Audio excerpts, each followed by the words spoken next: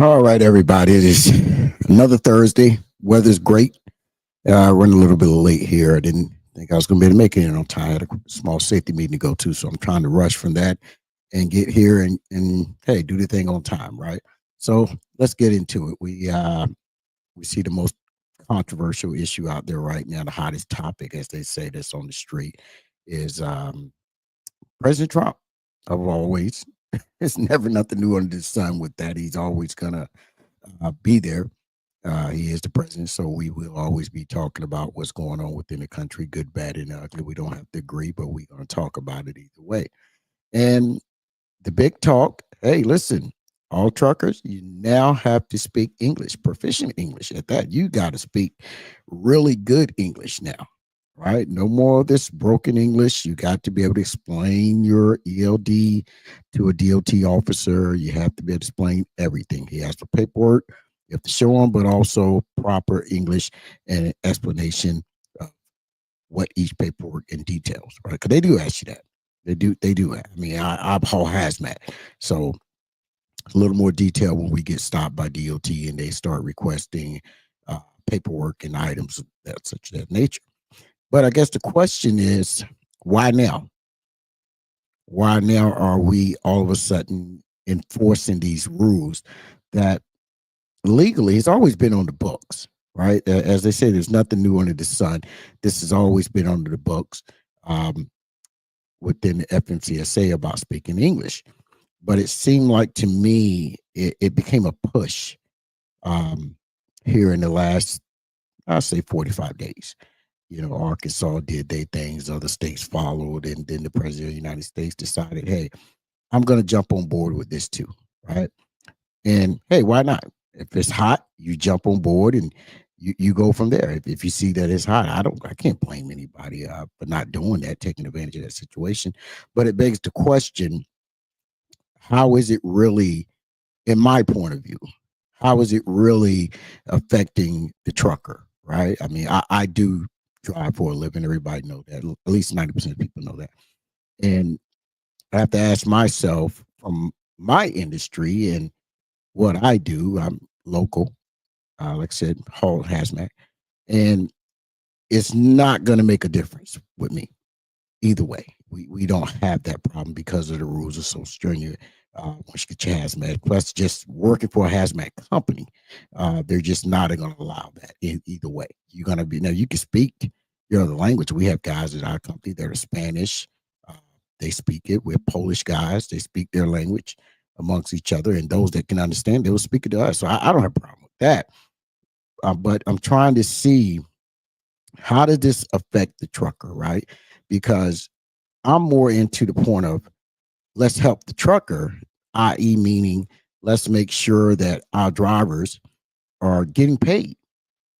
And with all the channels out there, you've got Asian Mod, great channel. I listen to him all the time, so I tagged him in the video. Hopefully, he'll see it. And just the baseline of trucking is we do this to get paid, right? And some of us say, "Hey, I love it." Pick your poison. Now, I can't say that. I've been in it too long to say I love it. It's a check. And but my focus is on how are we getting paid and making it a law, or it's not in the law, right? Enforcing the law that was already on the books, and we're going to get into why they had to take it off the books for a certain amount of time. And to sit here and think like we want something as drivers, we got something. Well, I'd rather see drivers staying together. Of course, everybody should speak English. That's a sidebar to me. But I'd rather see where guys are getting paid the minute they hit that dock, the minute they pour those parking brakes. I want to see them getting paid by the hour. Not, I don't want you to have to give 2 hours up, 4 hours. And some of you guys who are owner operators or independents, you and your own carrier, you understand that some places, hey, it's 2 hours minimum until you can get detention time. There's a 4 hour minimum until you can get detention time. And we're not talking hellacious numbers. We're talking anywhere from 25 to 75 to $125 an hour. And that's being generous. Let's be honest. If somebody can tell me I'm wrong, I would drop the link or have the link dropped, and you come up here and tell me. But that's being generous. But the point of it is, even if you're getting it and you have to wait 2 hours to get, let's say $50, and you was there for 1 hour over the 2 hours, that's 3 hours. You still didn't get paid for all your time. So why don't we focus as truckers? And I hate that terminology, but it is what it is. Why don't we focus more on drivers getting paid for all their time, right? And whether you are a W-2 employee, if you run it and you're paid by the mile, you hit that dock, you should be getting paid by the hour. Period. That's just it. You should be getting paid for all your time. You can only work 14 hours in a day. Well, damn it, you should get paid for all 14 hours. If not, you're giving free time. And I've done it, right? So I'm not going to sit here and point the finger, oh, you're an idiot. Nope, that's not what we're doing. Because I was a big component of that when I was doing it. The fact is, my time is valuable. So you're sitting there for 3, 4, 5 hours, and we've heard the horror stories, and I've lived through a couple of them. I've sat somewhere. I remember one time it was, I think I was in Kansas City, it was years ago, and I was there for almost 14 hours, and it was fighting tooth and nail to get the detention time for that. And they came up with every excuse. And finally, we got something. It wasn't worth what my time was, but we got something. Half loaf of bread is better than no bread, right? So I think that's the major problem in the trucking industry. It's people getting paid for all their time. Now, I've always stated the way they have trucking set up, right, within the pay structure and how they can change it at any moment, right? And sometimes when we break down this pay that we're getting as truckers, we're look, sometimes we're actually at the federal minimum wage, or some of us are at our whatever the state minimum wage is. When you do these numbers and you figure out your time, your pay drop dramatically when you start really focusing on your time. And those are just facts, because you're not getting paid for that time. So the reality is, if you're loaded, you leave out, you go to bed, you're still responsible for that load. That's your time. So, well, I'm sleeping. You're responsible for the load by law. You're still responsible for it. Somebody break into it, you got to call the police department. You got to call the company. Now there's a claim out on it, right? It's a whole long drawn out situation that you're still responsible for these loads. So if you're going to be responsible, then why not get paid? That's what I think. As a unit, as a whole unit in this country, I don't care what your religion is, your race and all that, don't matter to me. As a unit, that's what we need to be fighting for, right? And of course, we know broker transparency, that died out real fast. And I think what they did, they gave us the lowest hanging fruit and made us feel like we got something, right? And I get it. Some say, and I had a conversation with a gentleman the other day who stated that, hey, man, you're not out here on the road like I am, which I'm not. And he says, there are so many foreign truck drivers out here. That doesn't mean they can't speak English, but it's just the nature of the beast. This is what's happening to this industry, where they're bringing more and more people from other countries who are able to pass a DOT physical, who's able to get their CDLs. Some of them, I don't know how they did, but they did. And we finding out some of them have gotten them on fraudulent intent. So when I look at all that, and it still goes back to the same thing, to me, it's about money. It's about getting paid at the end of the day. And this may or may not have an effect on pay, but right now, if you look at them enforcing it, me personally, I can't see it, right? Because we're already in a part where the freight is not where it should be. We have too many trucks versus the amount of loads. And now we have the tariffs with everything that's coming out of California and other ports. But everybody, we always talk about California. So that's always the Achilles heel in trucking, California. It's like California, for as many truck drivers that hate California, it proves to me that California runs trucking, because everything is based on California. But and to be serious about it, there is a low production of freight coming in right now. And I'm going to play a video on that. I actually got my videos today. For those who say, "Oh, you didn't have it," I got my videos, right? Just want to maybe get one or two more people in before I start playing them.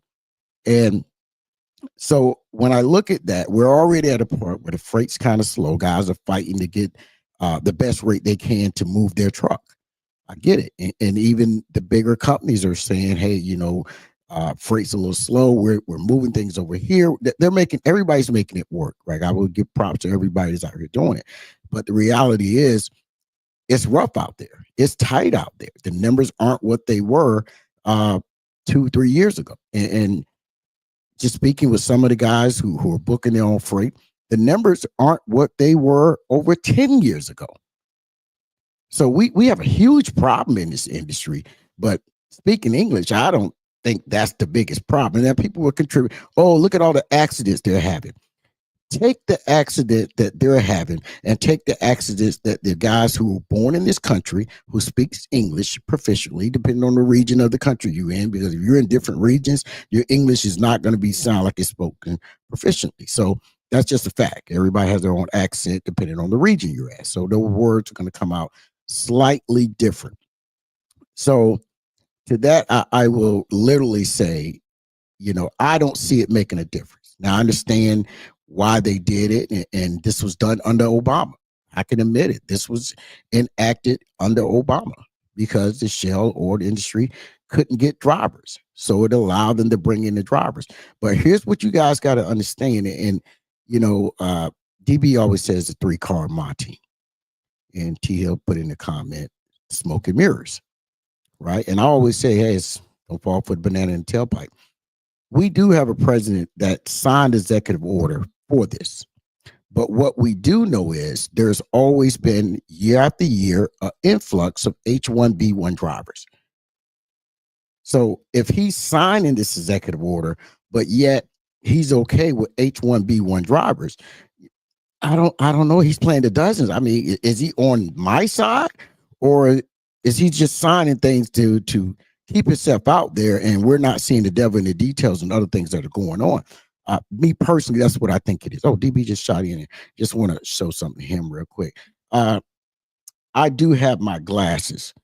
I don't need them while I'm on the show, but if you want to know, yes, I do have my glasses. We had a small spat this morning. He sent me something early in the morning, and you need a magnifying glass to read this. And, I'm getting yelled at for not having my glasses. And I'm like, man, you can barely read this, like an ant-sized word.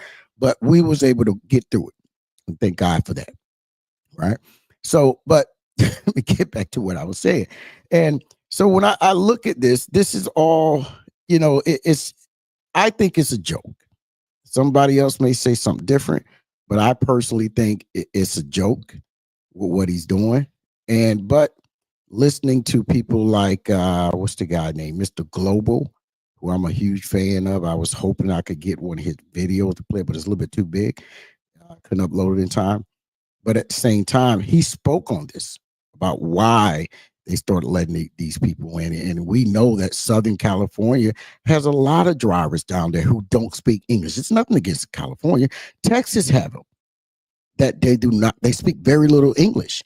So are they going to be exempt? Because there's going to have to be some exemptions here, because the way that they're talking about it, and that's why I want to talk about it, the way that they're carrying on about it, as if DOT or FMCSA, whoever you want to say, it's going to be enforcing this. And we know how enforcement is. If it benefits the driver, we know FMCSA nor DOT enforces it. But people are acting like there's a national registry that you have to go through. And I get it. A lot of these foreign companies in Chicago, everybody knows that. Everybody knows if you want to work for Putin, you go to Chicago, right? And they're just not in Chicago, but Chicago is ground zero for that. So we understand that. And so when you think about it, it's like, okay, well, how are we going to enforce this? Okay, so don't send your trucks to Arkansas. Pick different loads. My biggest fear right now with what's going on in California how is that going to affect the trucking industry as a whole? Because if things are slow to come off that port, that means they're slow to get to a warehouse. That means that drivers that are in the Western hemisphere of this country that are generally banking on having these loads from warehouse to warehouse, at that point, they're going to shift their trucks eastward. And that can cause a calamity, or that's just my word, right?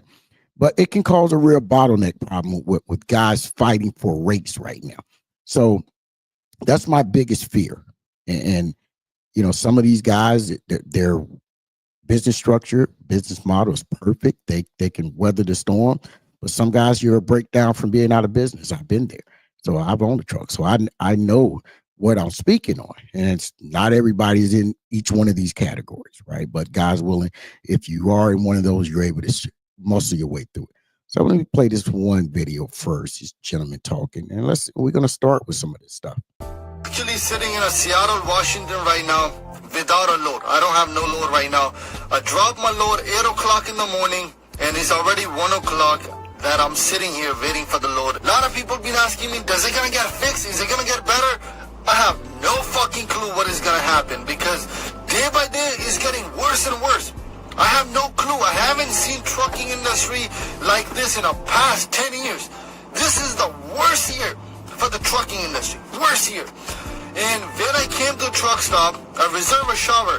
There were 23 people in front of me in the line. 23 people. It's been 4 hours I'm waiting for the shower. And they still 3 people ahead of me. Still. So you can imagine that how many people are sitting at this truck stop without a load.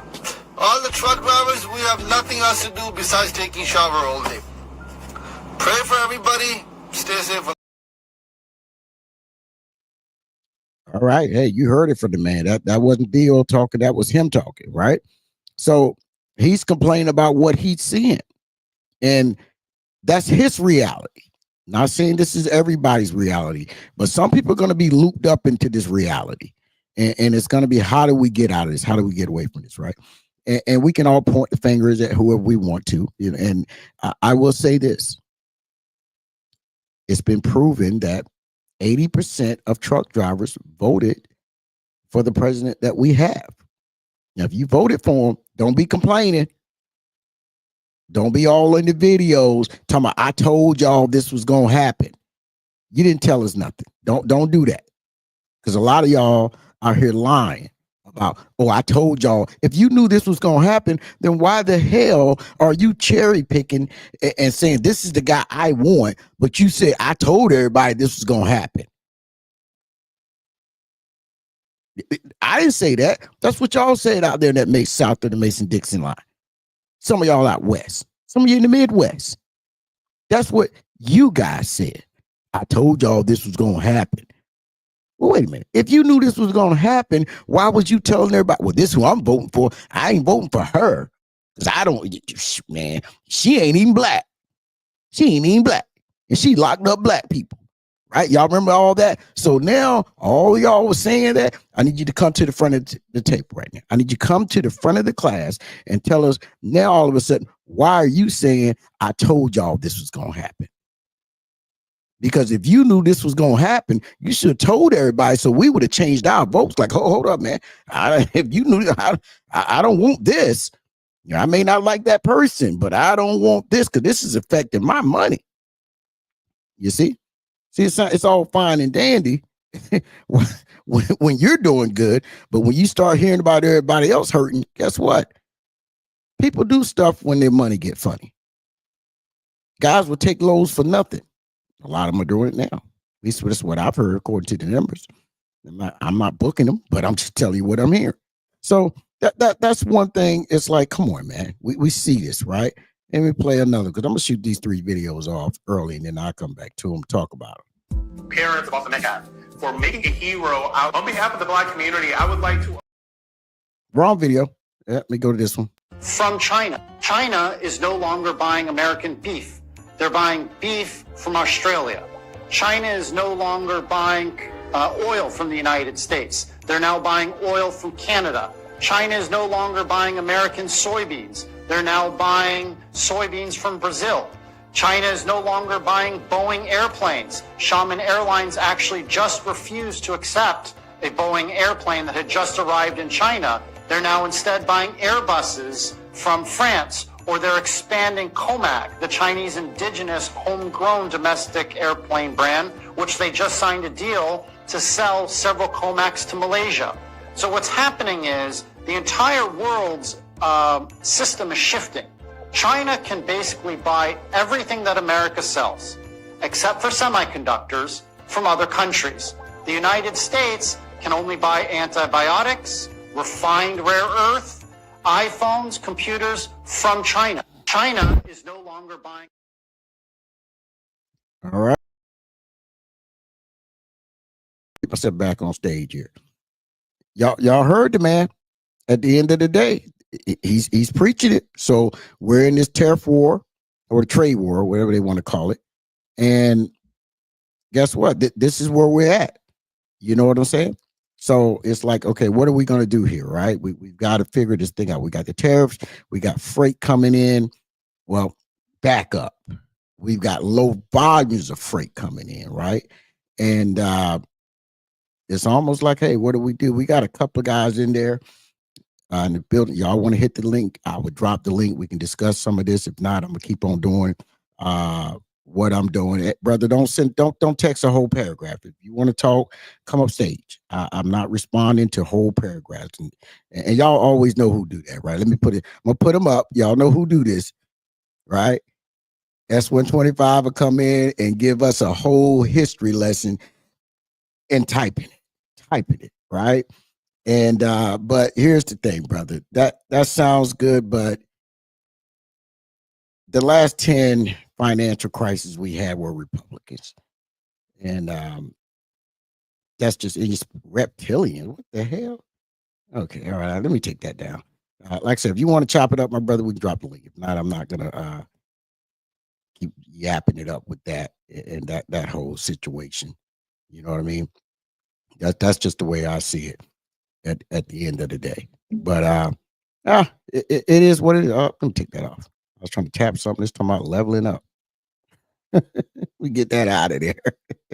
Like I said, if you want to come up, brother, I have no problem dropping the link. If not, I'm gonna keep running off at the mouth. We're not gonna play that. It just doesn't do any good to keep responding to 1,000,001 comments when everybody got a chance, if they want to, free will, speak their mind. So, matter of fact, I'm gonna see if I can play something. You guys can just hear the audio. If you can hear the audio, somebody just type 1. I'm using another YouTuber phrase. Hey, if you hear it, type 1, right? Let me see if I can get it to go here. I think we will.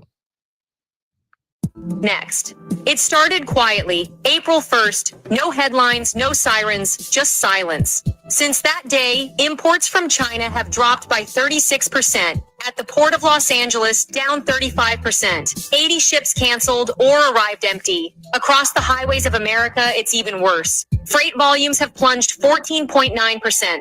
Thousands of truckers, with no cargo, no paycheck, no backup plan. Volvo just laid off 800 American workers. Independent drivers, the ones who keep this country alive. All right. Yeah, that ain't Theo talking. She put it out there where the ghost can get it very easy. So therefore, this is what we're dealing with. You see what I'm saying? This is the kind of stuff we're dealing with and everything. And Top Rope said, I told him this morning, good morning. And, you know what? Let me not be rude. Everybody came in. Top Rope, Marcus, Mr. Marcus, S125, Flying Colors, DB chopped in for a minute, T Hill. Appreciate everybody coming in. I got another video to play. I'm gonna play it through the volume, and then I'm gonna drop the link and try to see if anybody want to come on. Let me do this first. Let's do this first here. Y'all can keep putting stuff in the comment. I'm gonna take care of some business real quick. This is my off day, so I do like to take care of business when I'm off. Try to come in on my other StreamYard here, see if this is going to work. All right.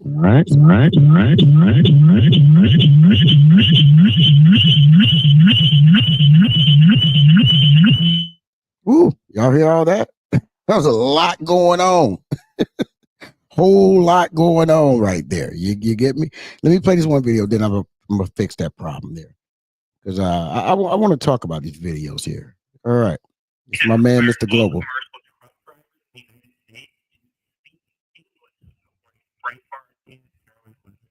In other words, the trucking industry is in the process of completely collapsing because of the trade war. And, they want to make sure the people that do get to keep their jobs speak English. Yeah, that's exactly what this is. You see, this regulation already exists. You're already supposed to speak English. They stopped during the Shell Revolution because we needed truck drivers. And we couldn't find truck drivers. And lobbyists from the oil and gas industry went to Barack Obama and other people, I'm sure, in Congress and lobbied.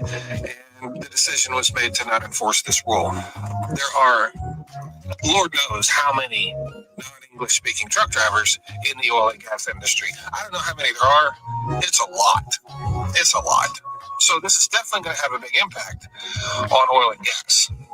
So what you're going to hear moving forward after today is a lot of people on the right saying, what's the big deal? It's already a regulation. Hold up. I just want to stop it in the middle because we got one. You couldn't hear, DB? Could you answer me there? Or I can restart it and figure out why you couldn't hear it for a minute, brother. Yeah, I think some of y'all just about zooted up in the comments here. So let me get off of that. Some heard it, some didn't. All right, give me 1 second, y'all. Okay, all right. He gives me the thumbs up. I've got to disconnect this phone from this other app here. That's what's causing my problem. What we got going on? So give me 10 seconds. Didn't think it would take that long. All right, let's see here. So we already we're hearing about what's going on, right? We're hearing the videos.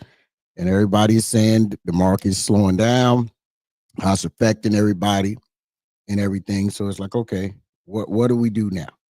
What do we do in the meantime until this basically pans out? Because, people are saying different things, and I get it. We got some guys who literally they know what they're doing, and I can't knock them for that. They're good at what they do. So it's like, okay, if we know that, then hey, let's make it happen. Give me 1 second here, y'all. I had 3 things I was trying to do. All right. All right. Put the phone over here because it's about to die out. I swear, I thought I was all ready to go today, and the phone's been acting up. Can't keep it charged for nothing. But you know what? It's going to be okay. So let's get into it. All right. So we had the guy talking about he's sitting there taking a shower, which is good. We need people who are actually washing their ham pots, as they say down south, old Southern term. But the reality is the reality, man. So the link is down there. Anybody want to come up and give me your opinion? You don't have to agree with me. I don't have to agree with you. That's just the way it is. But if you want this smoke, I will light you up like a Newport. But it is what it is, right? Just because I'm open to figure out what are we going to do moving forward. Because right now, everybody is panicking. In other words, people are more in tune than what we think when it comes to the news. And people are understanding prices are going to go up. So if prices are going to go up, I got to shop accordingly. If I don't need it, I'm not buying it. You see what I'm saying? So we're going in that motion now. And that's going to cut back freight being moved in this industry. So we've got that. We've got market uncertainty. We have it where cargo ships haven't came. They're not coming like they normally do. There's a drop in volume. And I mean, China, they so nasty, man. They're actually sending cargo ships with empty containers. You can't get no nastier than that.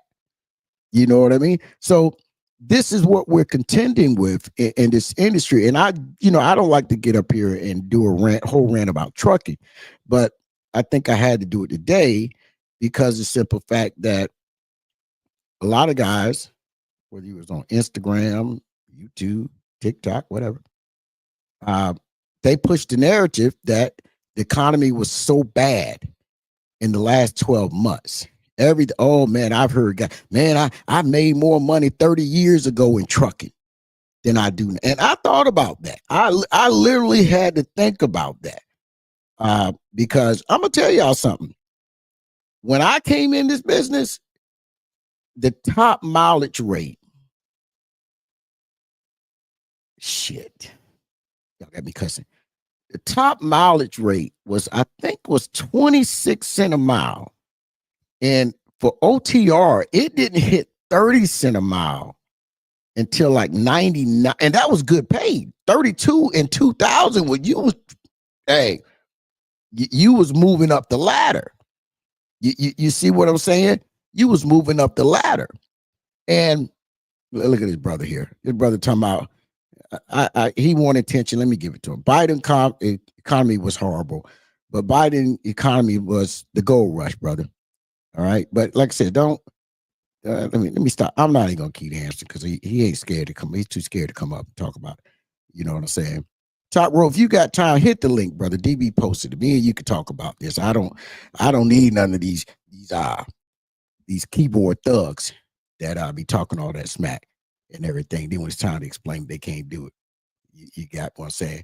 And you see, even Top row agreed with me right there. No OTR was paying 30 cents, and that was in 2000. Fact. That's why I had to kind of remember. Now, if you was LTL, it paid different. It paid more. But just OTR, yeah. And the rule was back then. The rule was back then. Here we go, y'all. People, there's a link right there. DB dropped the link. Go up. DB hit the link for you. It's right up there, S1. It's a link up there. So, DB, could you post the link again, if you don't mind, brother? But yeah, you're right. It was around that arena, right? And back then, the goal, which everybody says the same thing now, 3,000 miles, right? 3,000 miles gave you a $900 check, gross, not net, gross, right? Because there wasn't a lot of 1099 jobs back then. At least I don't remember. Maybe I just wasn't in that stratosphere of 1099s and all that. You know, that came more popular later on. But all right, that's one links there, brother. But at the end of the day, yeah, that was to pay, right? So, but I'm hearing guys now, not all, and there are just some, and I get it, you have a bad week or two, but I'm hearing guys bringing $900 home now.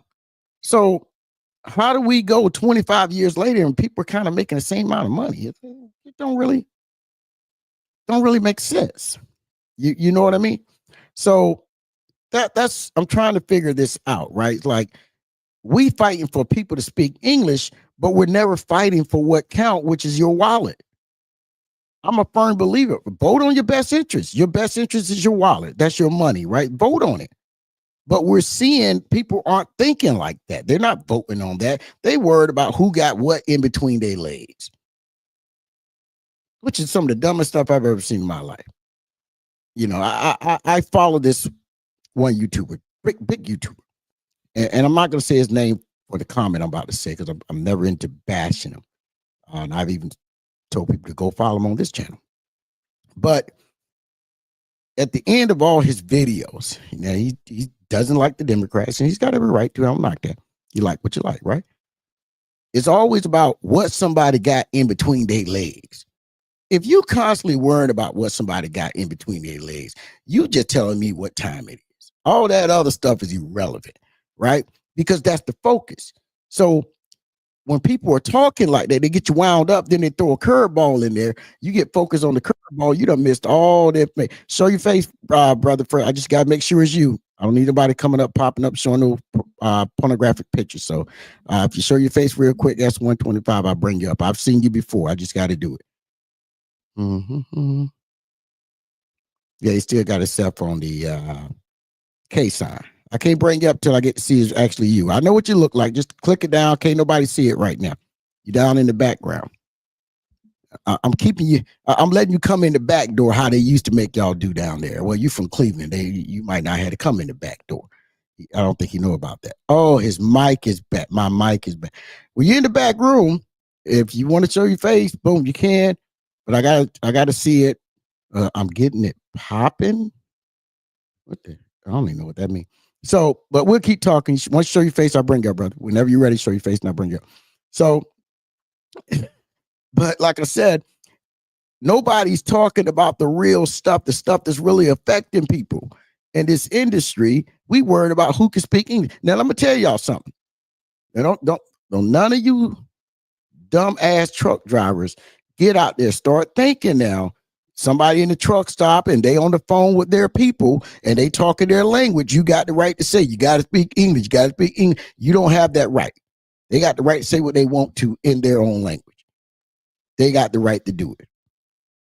I can tell you that right now, because a lot of y'all are going to get punched upside the head with that foolishness. Mark my word, we're going to see videos. Asian Ma going to post them. He don't really like to post those kind of things, so I don't blame him. But we're going to see videos from him or Bonehead Truckers. Now, he will post it. And hey, y'all go subscribe to these people if you haven't. They will see those kind of videos and post it. And as if it's a good thing to see somebody else attack somebody. So I'm going to take Asian Ma out of that. He don't really do that. But Bonehead Truckers will do it. He was sure. And he's got every right to. And so we see what's coming there. So don't y'all go thinking you're going to be walking up to somebody, oh, you better speak English. You might end up in the hospital or a body bag. Trust me. There's a lot of corners near truck stops. So don't think you're just going to walk in there and tell somebody what to speak and how to speak, and there's no repercussion. Won't happen. You know what I'm saying? So it is what it is at that point. You get what I mean? It's just what it is. I'd like to say you picking up what I'm putting down. So, but let's roll back to where we were again, and you know, this whole trucking thing and the tariffs and what's going on and how it's going to be and everything. It's one of those where you have to say, you have to look at this, because here's the reality. In the first quarter, Q1, the GDP, gross domestic product, dropped. It dropped by a percentage point. So if the economy's doing so good, it wouldn't be dropping. These are just facts, right? And like I said, we got people in the comment telling you how great Trump economy was and everything, but you know, the numbers don't lie. He can't tell me how many jobs that Trump added during his first 4 years, but we can tell you Biden did 16 million, a little over 16 million. But you know, therein lies where we're at with this, right? So, but at the end of the day, that sounds good as what he's saying down there, but it's never reality and everything. I think we got T Hills trying to come in. T Hill, you're not ready yet. You ready, my brother? All right, I'm bringing T Hill up. All right, y'all. We got Mr. Hill, the philosopher himself, as I like to call him, Michael Steele, one of the greatest men to lead a Republican Party to upset the House several years ago with his tea bags. So, how you doing, brother? Absolutely. I'm doing good. How you doing yourself? Ah, man, I'm upright. I ain't got no complaint. You know how it is. You're dealing with the comments, and you know, half of them can't read or type. But hey, we welcome everybody, right? Well, no. If you making a executive order to get people out of here because they can't speak English or read it, then you know that should be everybody. This shouldn't be just a certain type of group of people. It should be everybody. Oh, no doubt. I listen, but here's the thing: the law's been on the books. This isn't. I said that I had a conversation with BHW today about it. The law has been on the books. It's correct. What it is, and that's why I say it's smoke and mirrors to me. It's because it's messaging. For the longest, the truck drivers, they need some type of messaging to tell them that they're okay. They're gonna be all right. So we're gonna enforce the laws on the books to make certain people have to go through things, and then those truck drivers are going to say, all right, it's more work out here for us in order to get it, because they think right now the work is being soaked up by people taking cheap freight. But I think that's less than, it'd be less than 1% of people that's probably doing that, but they wouldn't know that. If you're not actively looking in the business and doing it, they wouldn't know that. So I went and did the research with BHW on the phone. OOIDA said the reason why they push for this legislation is because the inspectors couldn't communicate with some of those drivers. And so instead of them finishing their job, they would just turn around and walk away and let those trucks go down the road. So we got some lazy inspectors. Exactly. You see what I'm saying? So on one end, people are just thinking hypotheses and theories on what's going on out here. But on the other end, I go directly to the source. I go directly to OOIDA, which I am a member of. I pay for a membership, right? So I go there to find out what they think about this new legislation push or the ability to make these, these inspectors do their jobs. And I find out that it only came about is because most of these inspectors was turning around and walking away from drivers because they couldn't communicate with them. Yeah. Yeah. Hey, Top, I got your top rope about to bring it to your screen. Hold on 1 second. T, about to bring top rope up.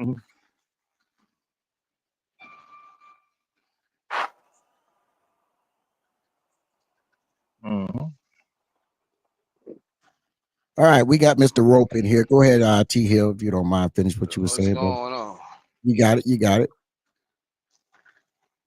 Yeah, go ahead, T Hill. I'll let you finish before top rope started.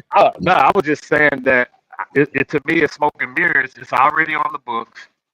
These inspectors, whatever reason that they couldn't communicate with these guys and they didn't want to finish the inspection and they let trucks go down the road be uninspected when their job is to inspect. I think that's on those inspectors. That's not on the guy that they can't communicate with. I think that's on the inspector to make sure that these trucks go down the road properly. Facts. What's going on with your top rope, my brother? Sorry about that, to you. What's going on? You got it, brother, man. Now, I know you heard a little bit of the verbiage I was saying there. And now what's your take on this executive order, speak English, all that good stuff? What's your take on it? You're out there in the trenches, right? So I have to, yeah, I guess I have to, really look into it and see what's all in it. But yeah, like Hill said, the rules been there. They backed them off. I mean, I used to say stuff, in older videos, like the top rules to drive a truck to obtain a CDL, you have to read and speak English, stuff like that, because you have problems with some of them. When big accidents happen, you don't know what the hell they're saying. You don't know what the hell's going on. Like my wife yesterday was like, "Oh yeah, they're going after Mexican drivers." I said, "It ain't just Mexican drivers." I said, "Put it like this: when it comes down to something bad happening on the road, I probably would trust a Mexican driver before, because I'm gonna know how to communicate with them. They're gonna know what a fire extinguisher is. Some of these dudes don't know what a fire extinguisher is when they get in these incidents. I mean, there's videos out there of them looking for the red thing. Yeah. That's what they. Or a big wreck happens. I mean, this got nothing to do with speaking, but you're filming a man burning up in a truck and say, "What are you talking about? Man, get the fuck out the truck." Well, let me ask you this. But again, I remember there was a time up here in Maine. Once you got past Bangor, it was no longer in mileage; it was kilometers. And I've been out your way a long time. And now south of Phoenix, going into on 17, where 17 goes down into Dallas. Is that still in kilometers? 19. That's 19. Yeah. Is that still in kilometers? Part of it is in kilometers. I think once you get like halfway down there or something like that. Correct. So the last 30 miles or some crap, it's in kilometers. Right. So my whole thing is, why wouldn't they make that miles instead of kilometers? You see what I'm saying? I think they got both. It's mixed up down there. They definitely, I believe they have both mixed up. Okay.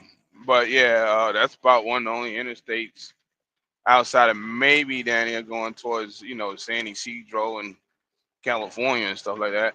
Correct. That's like that. New Okay. York used to be like that. Yeah, Up they on were. 87. Correct. That PA was for used to, the no, PA Canadians. wasn't like that. I know But Maine and New York was, but that was more so for the Canadians. So, yeah, well, let me ask you this, and this question is for you and T Hill, and whoever wants to answer first can.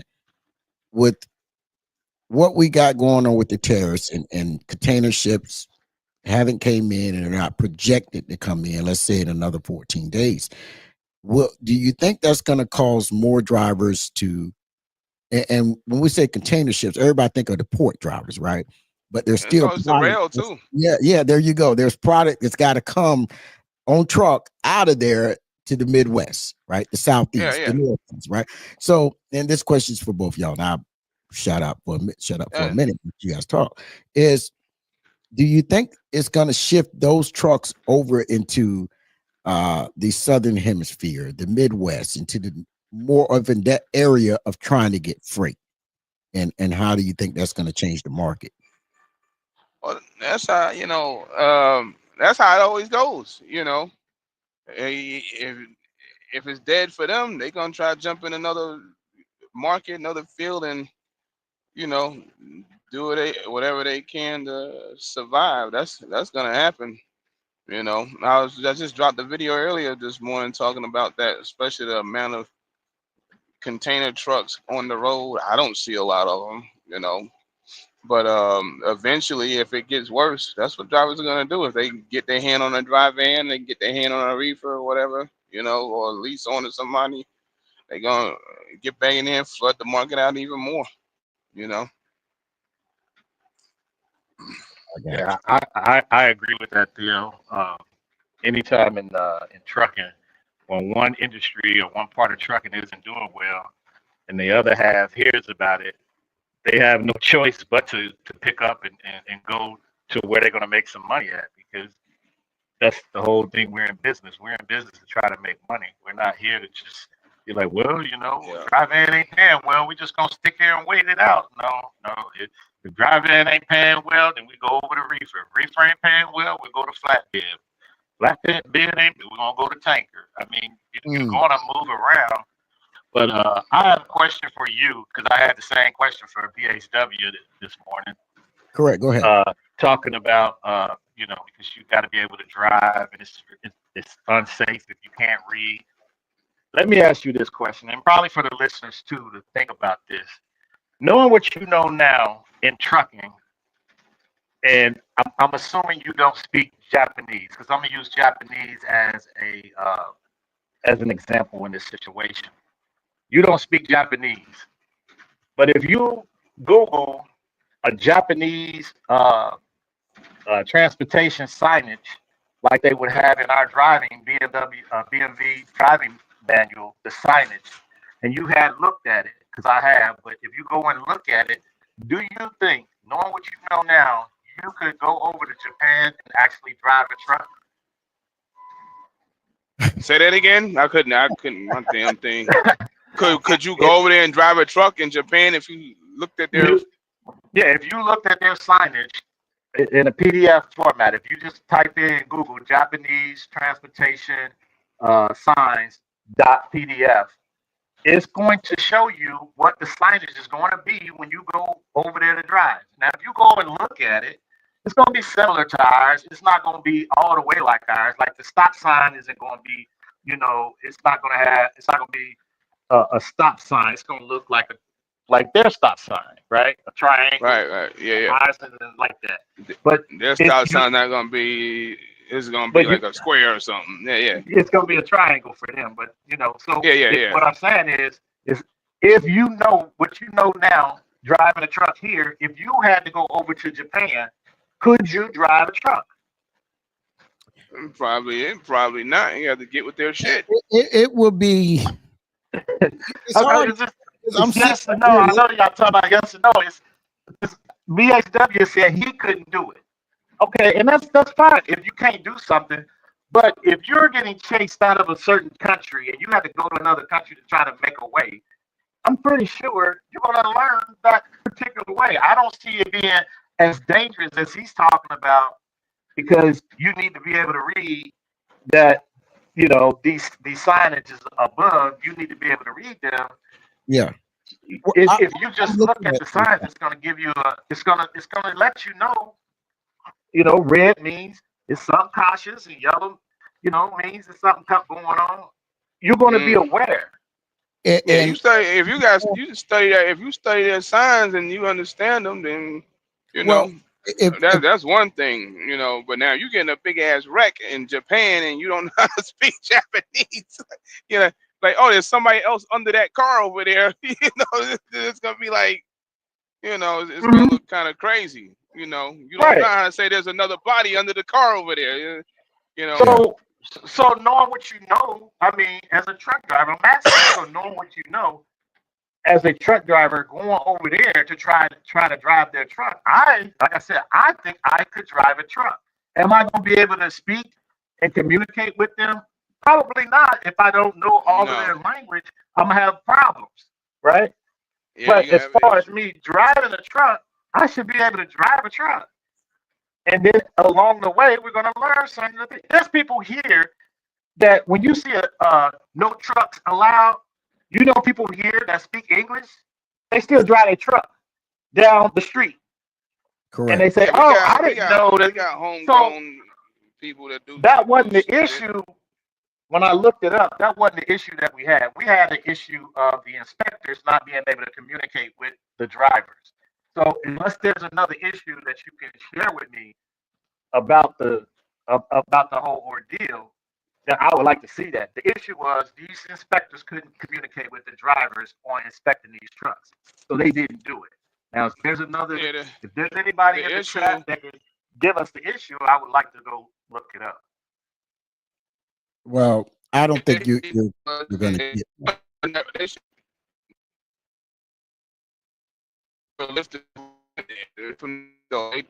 flooded them in here to lift the rules, because one of us gets stopped, they stop us for like, oh, you're out.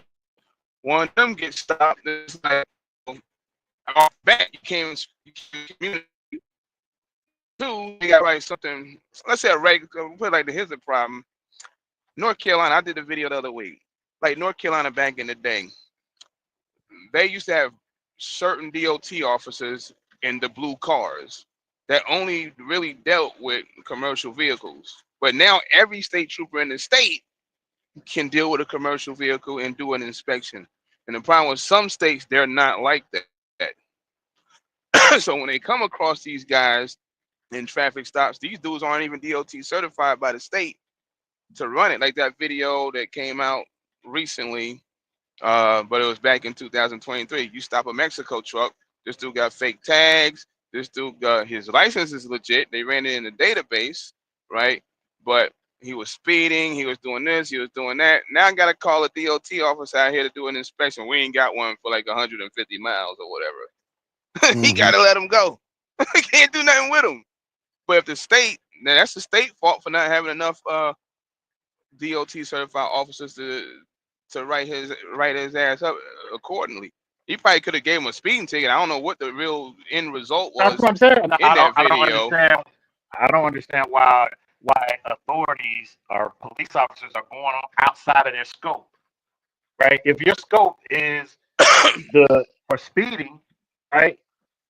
And minor traffic violations, then that should be your scope. It shouldn't be to find out what's going on with your brakes and your tires and all of that, because you're not certified for any of that. I mean, a hostage negotiator wouldn't come in to something unless they're needed for that particular incident. You know what I mean? That part right there, somebody called him in for driving erratically. And so he pulled them over for that. And then and I think they was checking them, I guess, for that speeding or something like that. But he didn't know that he was a Mexico truck with a Mexico license. So he called it in and they ran it and said, yes, his license is official. And then guess he was like, well, fuck, I can't do nothing with him. Outside of stopping him for maybe erratic driving or reckless driving. or speeding it. I don't know how far it went. Did he write him a ticket for that? I don't know. But for the rest of the shit, you know, the actual DOT violations for the FMCSA, you know, or CVSA, he gotta let him go. He ain't certified. That shit that's crazy though. But that's Arkansas's fault for not having enough officers. You know, states like North Carolina got with the program, and you know, years ago, well over 10, 15 years ago, they changed theirs, and I'm pretty sure like Georgia, states like Georgia, then you know, got it working on it, getting it right. So because they're not gonna just have people running through their states, you know, and they can't inspect them. All right, so I'm not sure how to make this bigger than what it is. I got the signs up, the Japanese signs, right? And Absolutely. they're really. I wish I could know how to make it bigger. I don't, y'all. So you got to. Oh, I can see them. Yeah, Right? I can't blew it They're over my, really my no finger. different than the American signs, right? I lived in Germany, so I understand what the speed limit is going to be. That's that, right? We see there's a no truck sign, right? We see there is a sign that, you know, you're going around a curve, the road splits. Even the blue sign, you can tell that those signs, some of those are for the railway. And if you haul hazmat, it's universal. Right. Truly universal, right? Because when they're sending stuff, let's say they're sending 1977, which is a refrigerated product, over from Japan, that same sticker that's in Japan is going to be what they get here.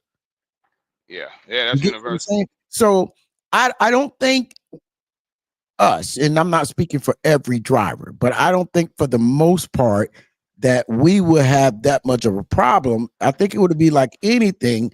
We would have to take our time because, you know, it's like, okay, hold on, wait a minute. I ain't never seen, let me think. But it's just about thinking. And one thing I've learned in this industry, a lot of people don't be doing the thinking, you know. Oh, you know what I mean? They truly don't be doing the thinking. Prime example, that was back to the signs and now we do have issues with signs because we had the boy in Colorado, right? And there was a couple others. They didn't know to take those ramps. Yeah, you know, so that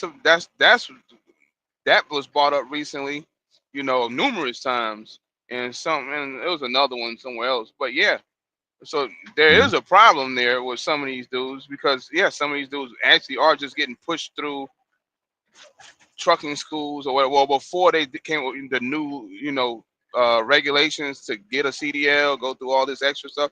You know, back then you just went down the street, you went around the corner, and you got your CDL. Correct. You know, now you can't do that. You know, so they done change the rules on that. So, but yeah, you got plenty of dudes out here that really cannot.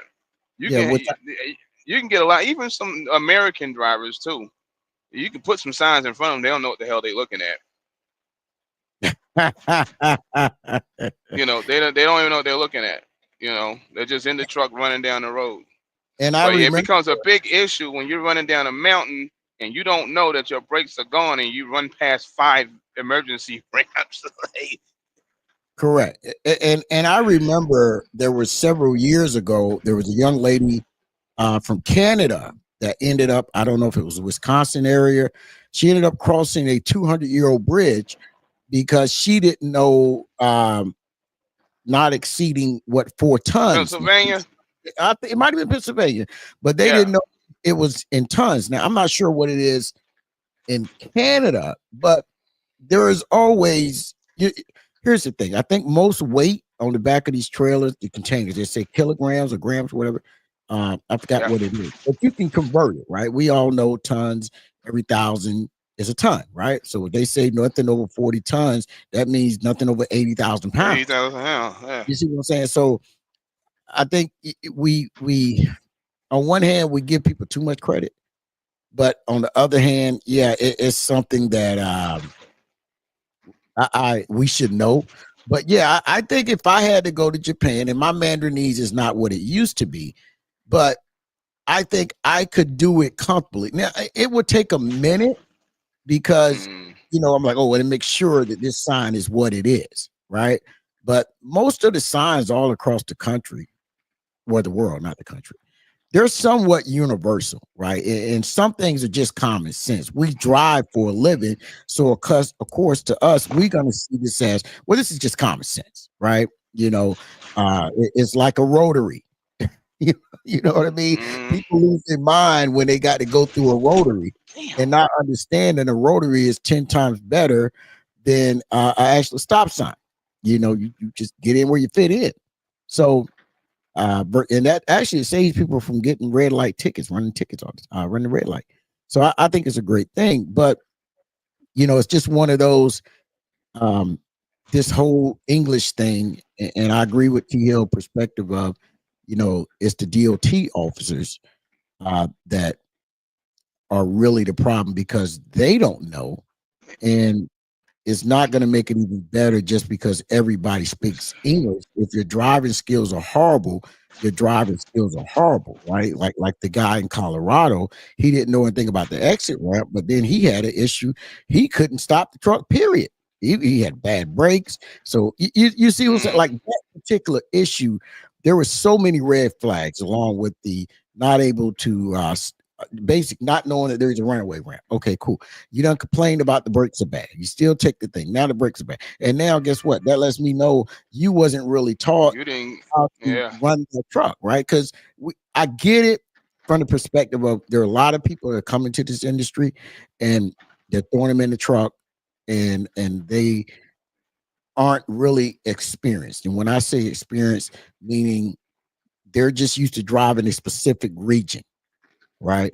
And we've got monster heels here too, but no one's ever taught them, hey, this is how you got to do it. And the CDL books tell That's you, the but crazy part. Yeah. you see what I'm saying? So I think we need better We got people education. never even drove. We got people, whether they're American or whether they came from over there or wherever they came from, they never drove a thing in their damn life. Like, Correct. Correct. so which is kind of scary. So especially if you whenever they change the rules. I mean, if you was just giving them CDLs and letting them drive trucks without any kind of training, yeah, that's a scary situation. Correct. Correct. And But but at the end of the day, it's like, okay, instead, like I stand on what I believe, right? That's not the problem in the trucking industry. That whole speaking English thing is not the problem. You go book a load, you speak English, good. But did you book it for under what the average lane pays, or did you book it over that? So that now you keep this lane paying a high percentage for a rate. What that got to do with English? nah, that part's got nothing to do with English. Okay. You're just operating whatever you're operating at. Whether that's good or bad. But as far as the English stuff, that's just a communication issue. Whatever happens on the road with the public, and Mhm. and again, that's the state's fault for not having enough certified DOT officers. Make all your officers DOT certified. Nobody told your officers to all take off on a Saturday or Sunday and don't be at work. And, And and the only ones that's on the road is the ones that's the rookies for the that's right, not certified. right. And here's the thing. I think that DOT needs to do a better job. Like, and I'm speaking for my region right now. They will pay you more if you are trying to be a cop and you're bilingual, right? We understand that America's a melting pot. There are people moving here from all over the country, but most people, majority, they know are Hispanic, right? So it doesn't. I don't think it's one of those where you say, okay, how do we enforce this, right? Because just saying if you don't speak English, you don't do this, you don't do that, you can't do X, Y, and Z. Okay, now the flip side, the companies are going to say, well, guess what? We have a driver shortage. This is why they brung them over in the first place. This lie about a driver shortage And is it why. wasn't even a driver's. Yeah, it's not even a driver's shortage. They here and they kind of like help lower the wages. I think that's what I believe. Though some of the wages get lowered, and other things happen, and here we are. You know,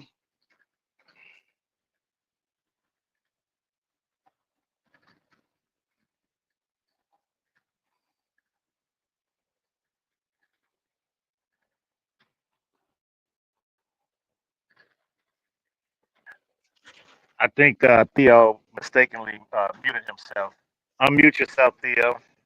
Yeah, I was trying to do something else at the same time. Let me know. So, but there was a push about a year and a half ago, maybe a little bit longer, where they was trying to bring drivers in from the Dominican Republic. It was one other South American country and African drivers. And now they were looking for the ones who spoke English. So there was a push, but Top Rope brung up the pay, because I said, listen, if we do this, they're going to say, okay, it's a driver shortage, right? So you being a carrier, and of course, you know, you don't have an employer other than yourself, but with you being a carrier, do you think that having these people that are not speaking English, and these are drivers, right? People that are booking the loads, because it's funny, how can they book loads if they can't speak English? Right? So somebody's booking a load for them. Let's say just click and go. So in your expertise, do you feel that they are bringing the pay down for us, the industry as a whole, the rates, not, well, you can't speak for W2, but just on that carrier, owner, operator side, lease, do you think that they are bringing the rates down? I think people with no education will bring the rates down, because when we talk to certain people, that they say, well, I need to see the DAT board so I can get freight and see the 30-day average to see what it's paying. But that does not tell you what the rate is. That just give you a 30-day average. You don't know what these lanes pay. You know, no one knows what the lanes pay except the brokers. They have all the things, and yeah, they got all that ready to let you know, like, hey, you want to book this load? This is what we're paying. We're paying $425. And you're like, huh?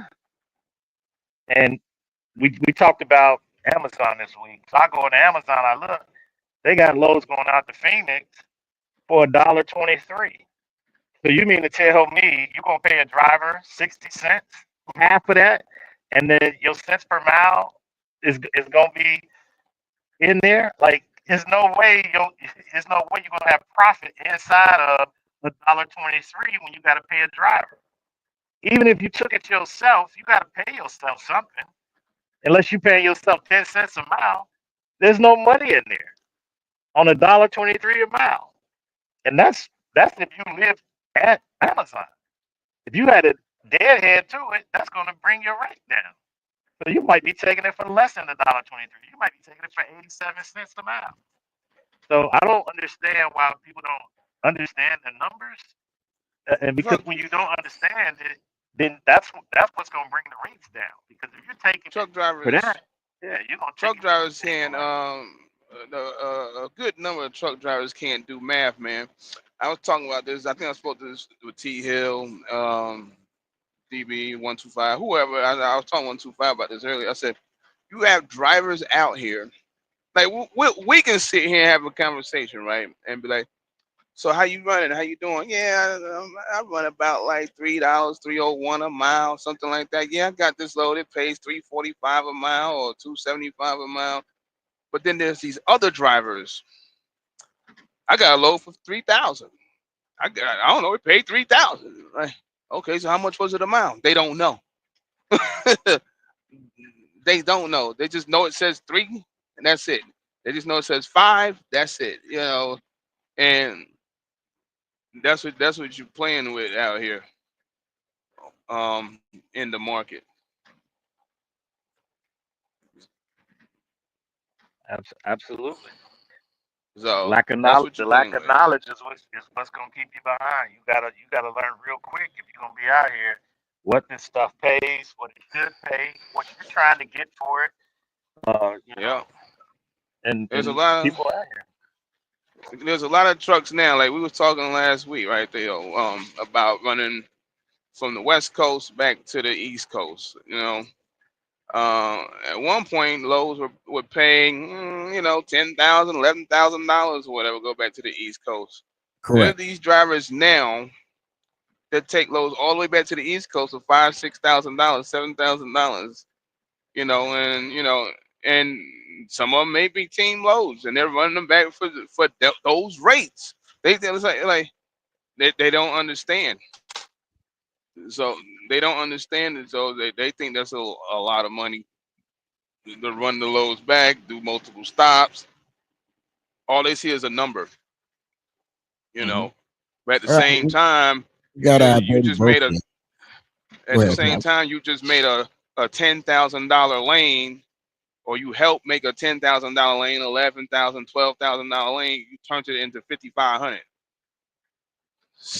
maybe 7,000. You know, during the peak of produce season. It's like, what? You know. But again, that's what you're playing with out here. What's going on, Mr. Broke, Mr. Dirty? What's up, man? What's up? Thought What's I- up? thought Man, I this put is this like on these, you right here. Just man, these conversations, man, they like it's like starting the book from the middle, right? With you Yeah. know, they're bringing down the rate. No, they're not bringing down the rates. What brought down the rates? We got to go all the way back to deregulation. This is all the plan.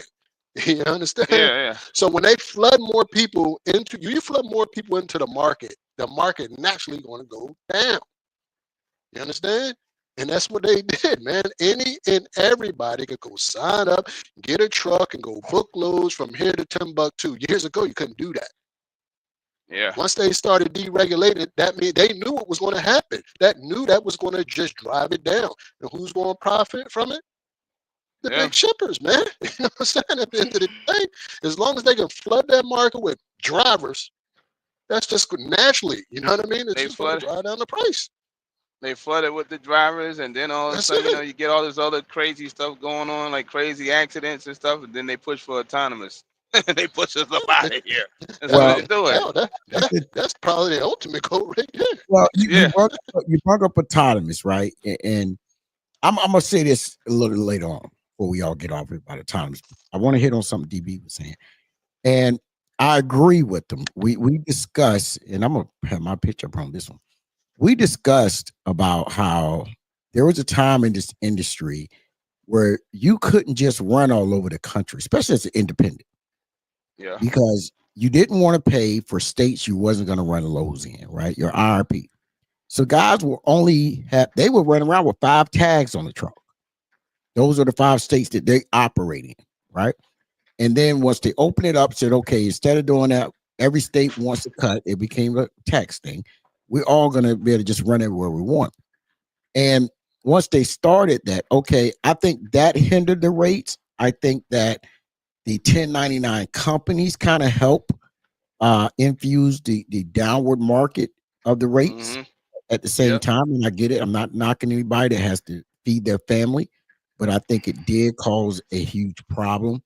And why we're in this situation we're in now with rates, because I don't think people are understanding that a guy who was an independent 30 years ago really actually made more money than the guy that's doing it now. And that is crazy. Now, I will agree with DB about deregulation. It did cause a domino effect. And you know, there's several reasons why deregulation had to come into play. I don't agree with all of it. Some of it I do. But yeah, that was, as we say, the starting of chipping of a perfect ice culture, deregulation. But we're here. So it's like, okay, what do? We're seeing the whole English thing. And what I see is with the whole English thing is they're going to fall back to what they do every year. ATA is going to come out, and American Truck Association is not for drivers. They're for the big companies. They're not for drivers. They're the American Trucking Association is the Republicans of trucking. They got great wording. They sound like they for truckers, right? The American Trucking Association, but they're only for the big carrier. Yeah. But I'm gonna tell you, the independent is a tool that they use to drive down the rates. Tell me about it. That's what they use, because anybody can be an independent. Any and everybody can go be an independent. And it, over the last what 15 years, this went through the roof. You know, I'm like, it I mean, went like, through the roof. like we hear this all the time. Oh, they taking my job, like the factory. They taking my job. No, they're not taking your job. Nobody can take your job. Now, your job could be given away, but nobody's going to come in and take your job. That's why they allow these people to come in. You know what I'm saying? Because they know Yeah, it's going to they- drive down the they- price so they can make more they- money. You know what I'm saying? This Yeah. is not complicated, man. This is dollars and cents at the end of the day. And none of these, the ATA, none of them is for the independent, man. But they know they need the independent. That's why they allow us to be independent. So we can do what? Fight against each other to try down the rate. This is not complicated, man. You don't have to think too hard about this, bro. Because the more people they got bidding on a lane, you know what I'm saying? What's that going to do to the lane? They'll Destroy flood the it lane. out. They flood it out with them, and we'll be equivalent. We'll be equivalent How to low- people how picking low can you go? vegetables. Exactly. It's going to be, how low can you go? Correct. And we've seen a race to the bottom with so many people coming into it around 2019, 2020. I think 2020 was they had the most. Between 2020 and 2021, they had the most new carriers file to become a carrier. And I think that hurt the guys who were already in the business. I think it hurt the guys who came into business with a mathematical understanding of how to run a business, because these guys are just booking freight. They're running all over the place. And then when things kind of dried up, now you've got all these carriers and they're nervous because you paid $90,000 for a $45,000 truck. You paid $70,000 for a $25,000 trailer, and you have all these expenses. So you have to move the truck. And at that point, you're just moving freight just to pay the truck. No, you're not moving freight to be profitable. At least people that I've talked to that walked away from it said it just wasn't profitable. And the ones that did it right towards the end, as they say, the gold rush. I'm gonna use that terminology. I didn't come up with it. That's what everybody was saying. And you know, they said it's just not profitable, right? And I'm like, well, if it was profitable then, it's profitable now. But I don't knock anybody if they leave. You have your own reasons why you come in. But if you're gonna be in this business, understand it is a business, and you determine the rates. They keep saying the brokers do. No, you do. And to tip a little bit, because I kind of want to move the conversation. I've got 4 gentlemen on, but I want to move it a little bit. What I wanted to say a little bit earlier was, we talk about how they say it's a shortage, and they're going to start with this in about 4 months. It's a shortage of drivers. And don't get it twisted. The rates may go up behind what's going on in California. The rates could go up for a short amount of time. Let's hope it do. But Freightliner is already, I was just reading an article that they're getting ready to start productions of their automated stage 4 trucks. Texas is giving them the green light, Dallas to Houston. They're getting ready to start this. So if people think it's rough now, give it 24 So Oh, it's months. over for the 250 out, 250 in, guys. Oh, that's going to be 175 being 175 out. Is this what it's gonna be? Hey, you think it's rough negotiating with another independent on your right? Now you're gonna have an independent on your right who you got to compete against, and then automation on the left you got to There you compete go. against. There you go. Good You luck, see? man. That's the Yeah, plan. right. That's the plan, man. Yeah. So it's getting crazy. But since I got you guys on, I'm not gonna hold y'all up. Like I said, I didn't want to spend the whole conversation talking about this, but I get it. More people have interest in this than I do, because I understand it doesn't affect me, right? But I know it affects other people. So I said, let's talk about it. But what I wanted to talk about, and this is just my question to both of y'all. Do you guys think that they're going to bring manufacturing back, or do you think that the United States has put itself in a situation Too late. because the cost of living is so high, right? I mean, And you might get like a It's little out bit of the back, bottle, but it's man. too late. Gee, We it's did. out of the bottle. We Just put shot yourself ourselves in in the foot. Yeah, put yourself in the manufacturer's shoes. You put yourself in ABC company shoes, right? There's a reason why you went there. If you went there, let's call it what it is. You went there for cheap labor, because why? Labor is your most expensive cost as a business owner. Correct. Everybody knows that who has employees. You know what I'm saying? Mm-hmm. So basically, now these are my words. These aren't you guys. Unless the American people is willing to compete with foreigners, it ain't coming back. No, I don't think so, because, and I asked the question because I have my opinion. I like to hear everybody else's opinion. I don't have to agree with everybody. But when I hear people constantly saying, you know, they need to bring manufacturing back. Yeah, I agree. We do. But the reality is this. The lady who makes the Nike shoes and Gucci belts and Gucci bags, she works 76 hours a week in China, which is crazy. She makes $504 a month. I'm about to say probably make $100 a week. Yeah, You know what I mean? yeah, you see what I'm saying? Yeah. You heard right? you heard the video this morning, right, DB?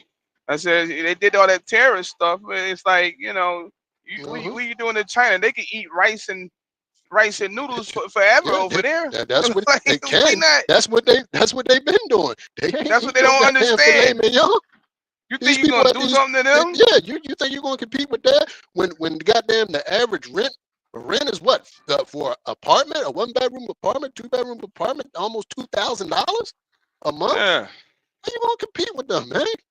Like, people just like they get caught up on these politicians, man.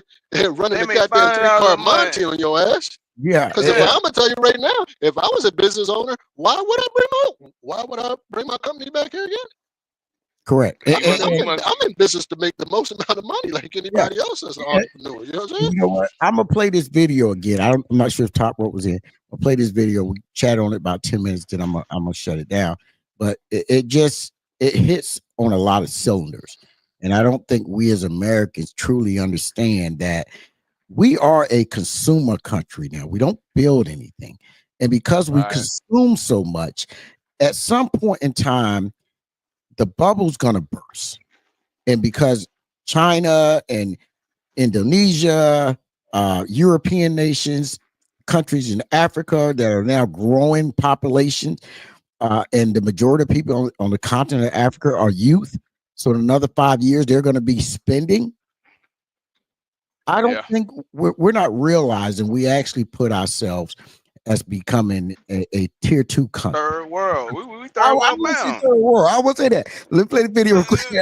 Now you I've been saying that forever. We working on third world bound, man. Can I say something before you play that video, Theo? Yes, sir. Mm-hmm. All right, see now we're getting ready to go back. Had it not been for slavery in this country, we would still be a third world country. All right. Oh, you know what? Go on mute. yeah. Slavery is the only reason why this country is not a third world country today. Correct. You know what? I didn't say it. He did. Don't be emailing me later. From China. China is no longer buying American beef. They're buying beef from Australia. China is no longer buying oil from the United States. They're now buying oil from Canada. China is no longer buying American soybeans. They're now buying soybeans from Brazil. China is no longer buying Boeing airplanes. Xiamen Airlines actually just refused to accept a Boeing airplane that had just arrived in China. They're now instead buying Airbuses from France, or they're expanding Comac, the Chinese indigenous homegrown domestic airplane brand, which they just signed a deal to sell several Comacs to Malaysia. So what's happening is the entire world's system is shifting. China can basically buy everything that America sells, except for semiconductors, from other countries. The United States can only buy antibiotics, refined rare earth, iPhones, computers from China. China is no longer buying. All right. I mean, I don't know what to say. You get what I'm saying? This guy is proven. Hey, let me just say this. Listen, how old is the United States, man? Everybody roughly a little over 250 years, they say. A little over. Say that again.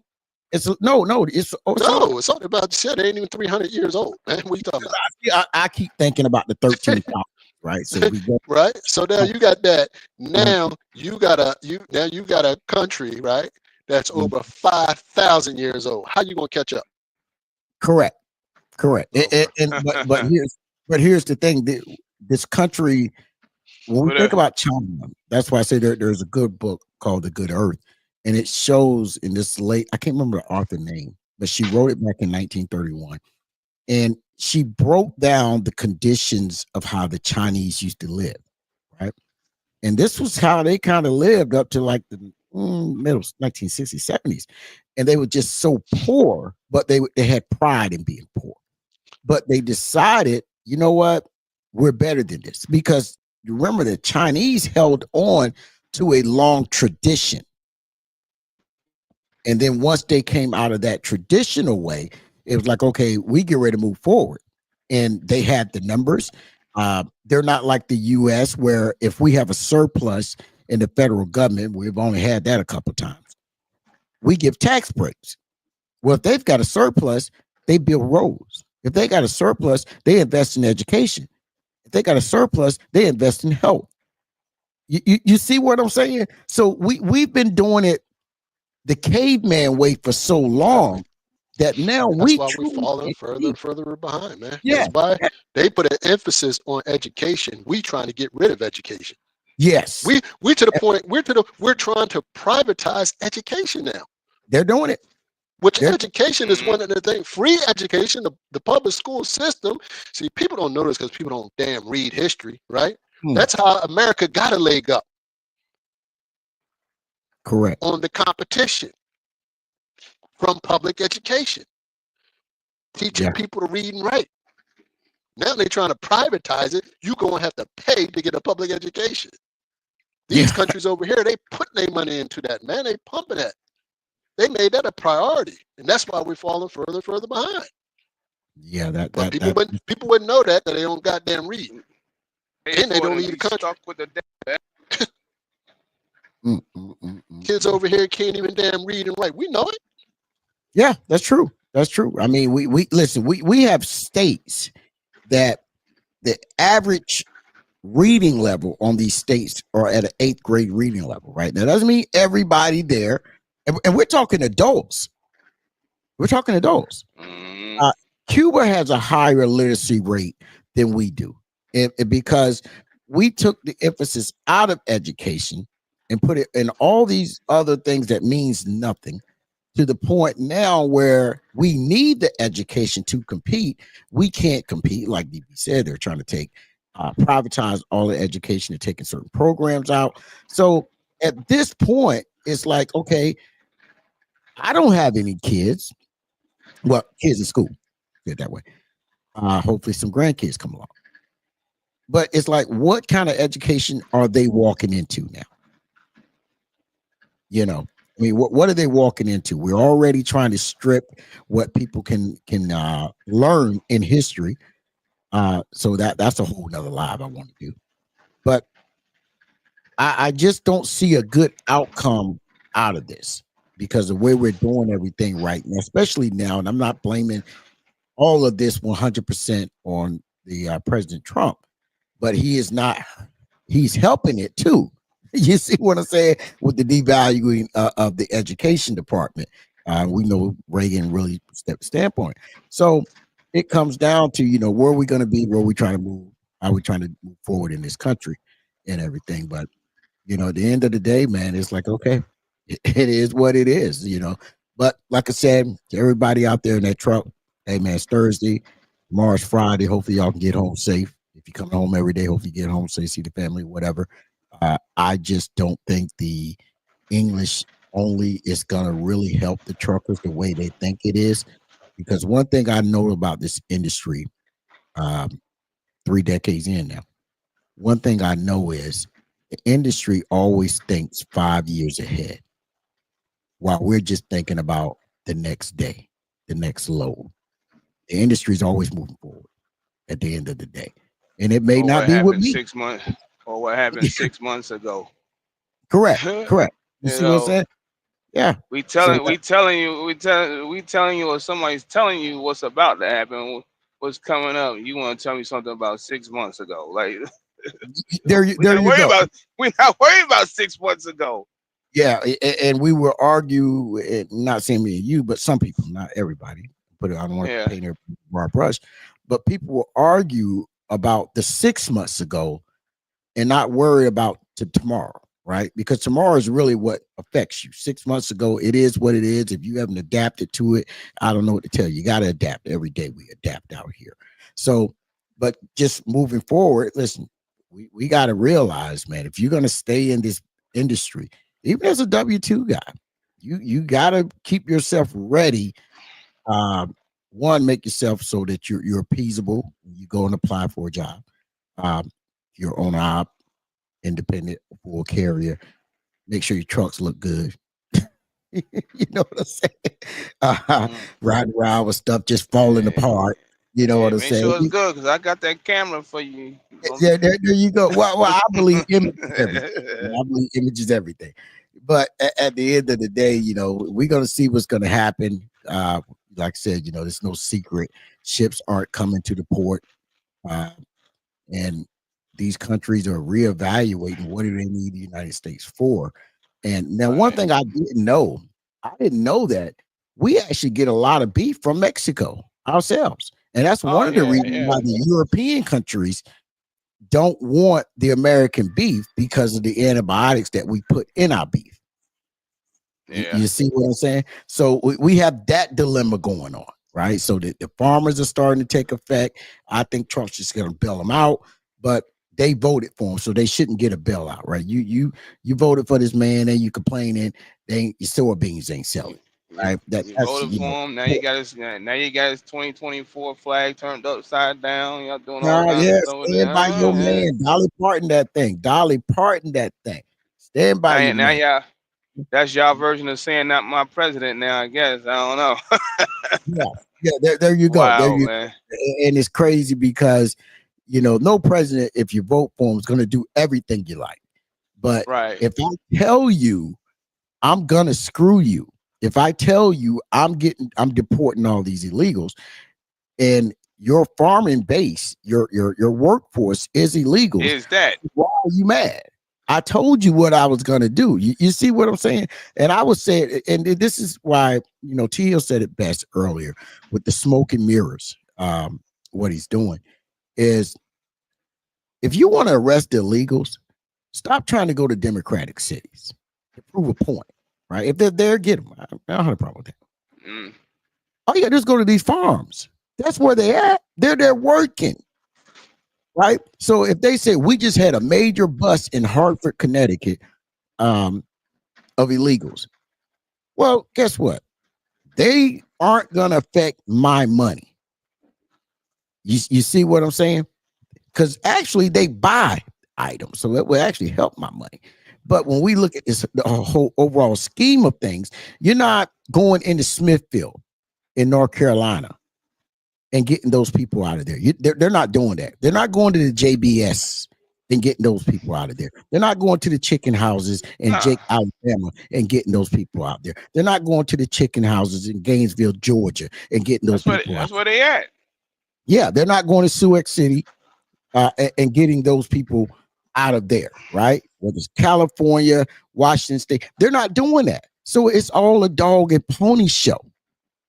You see, now, if you want to arrest illegals, listen, you and I both know one of the main commodities to haul right now, depending on where you live, is nursery products, right? Everybody, a lot of guys like to haul down here. I used to do it all the time, right? So, you know, y'all can't find it. I ain't saying nothing. Which racks? You got the brown racks and the yellow racks. Like but my point is, you go there, you gonna find you some illegals. You get what I'm saying? So if you going after them, go after them. Not this dog and pony show, arresting people and you. Now the president is a tattoo artist. He knows what tattoos mean. It's just some of the crazy stuff in the world, man. You know, but you know, he's the president. It is what it is for now. I still say I'm still trying to see if John Wilt Boots have any family members left, and they do. You know, I'll give him a call. But listen, other than that, you know, we about to jump off. Any final word you got, my brother? No, but like you said, now it's your big companies, your big corporations that's doing the illegal immigrant, hiring the illegals and stuff like that. But at the same time, they got signs on their wall, report human trafficking and stuff like that. It's Oh, like, yeah, I love that. it's y'all, dog. Like we know it's y'all. Yeah. But They love big it. names. So, but I mean, until they do something about that, that's it. I've seen it one time where they went in those House of Rayfords and stuff and got people up out of there. I think that's back in like 08, maybe. I forget when it was, but it happened one time. But other than that, I ain't really seen them until, I ain't seen nothing recently at no Correct. plants. But yeah, definitely those plant